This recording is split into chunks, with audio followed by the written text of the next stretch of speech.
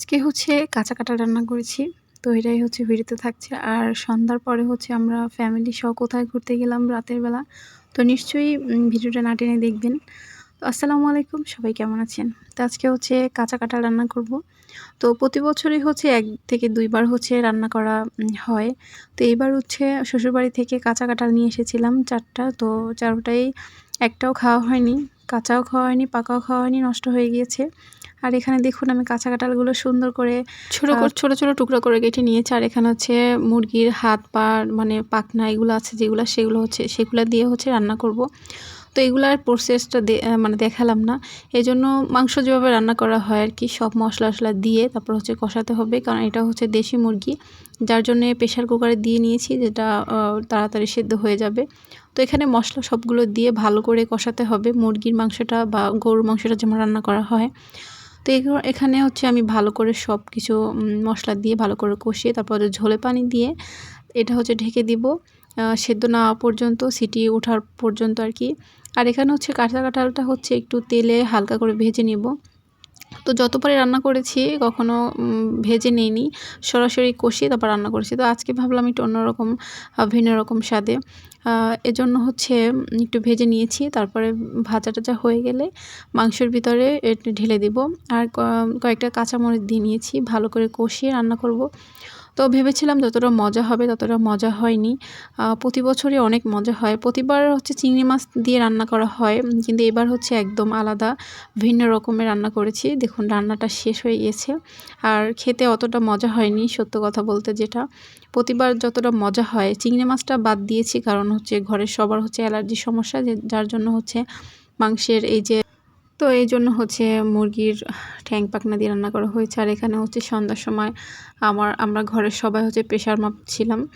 তো এই দেখুন ঘরের সবার হচ্ছে প্রেশার লো হয়ে গেছে। এজন্য সবাই হাঁসের ডিম সেদ্ধ করে একটা করে খেয়ে নিয়েছি। আর এখানে হচ্ছে সন্ধ্যার পর হচ্ছে আমরা বের হয়েছি। আমরা যাবো এখন খুলনা হাদিস পার্কে।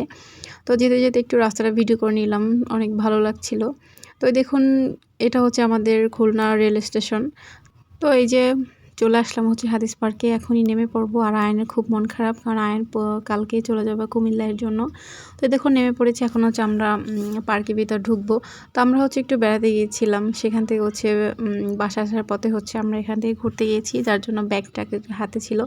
আর এমনি এখানে ঘোরা হচ্ছে ফ্যামিলি নিয়ে হচ্ছে ঘোরা যায়, একটা এত সুন্দর জায়গা যে ফ্যামিলি সহ এখানে ঘোরা যায়। আর এখানে দেখুন কত সুন্দর করে চাঁদটা উঠেছিল, একদম মনে হচ্ছিল কি কোনো একটা বড় লাইট এরকম। দেখুন সবাই বসে আছে।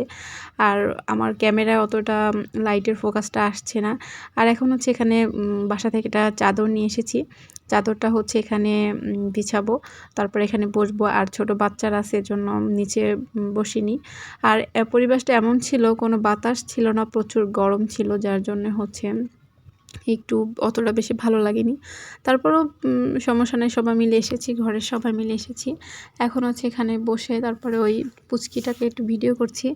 আর এপাশে হচ্ছে সবকিছু দেখো না, খেলনা-মেলনা সবকিছু নিয়ে এসেছে ঘর থেকে আয়ান আর আমার বোনের মেয়েটা।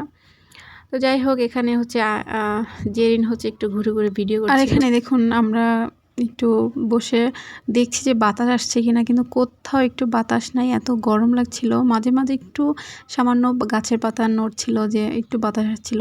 আর এই দেখুন চুপচাপ বসে আছে, চারিদিকে সবাই চুপচাপ বসে কেউ আরেকটু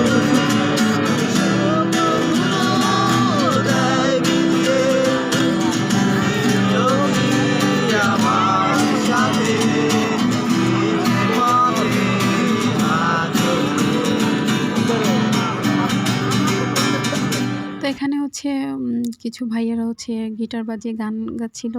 তো আমার বোনের মেয়ে হচ্ছে ও আবার যেয়ে ভিডিও করে নিয়ে এসেছে। তো সবাই মিলে আর কি আমরা বাদাম খাবো এখন। ভাইয়া বাদাম নিয়ে এসেছে, তো বাদাম খাচ্ছি অনেকদিন পর। বাদাম সচরাচর খাওয়া হয় না, কারণ প্রচুর গ্যাস, এজন্য খাওয়া হয় না। আর এই যে চারপাশটা শুধু ঘোরাঘুরি, মানে মোবাইলটা। আর এই পিচ্চিটা তো কিছুই খেতে চায় না। আর এখানে ওরা ফুটবল খেলতেছে, বল নিয়ে এসেছে, আবার খেলনা এখান থেকে কিনেছে, বলটা কিনে নিয়ে এসেছে। আয়ন আবার বায়না ধরেছে অন্য খেলনা নিবে, তো এগুলোও কিনলো। এই যে এখানে হচ্ছে সবাই মিলে একটু খাওয়া দাওয়া করে এবার হচ্ছে বাসায় চলে যাব। তো এখানে হচ্ছে আয়ানের ১ম এ মনটা খুব খারাপ ছিল।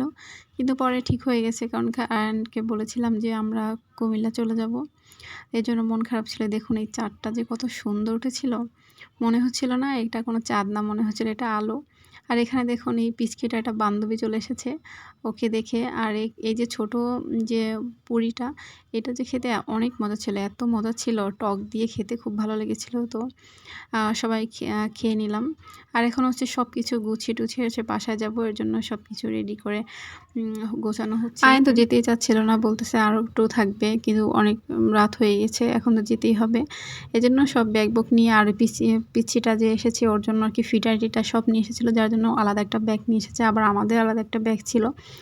এজন্য এখন হচ্ছে আন্টি সবাই মিলে হচ্ছে আমরা এখন গুছিয়ে নেব ব্যাগটা।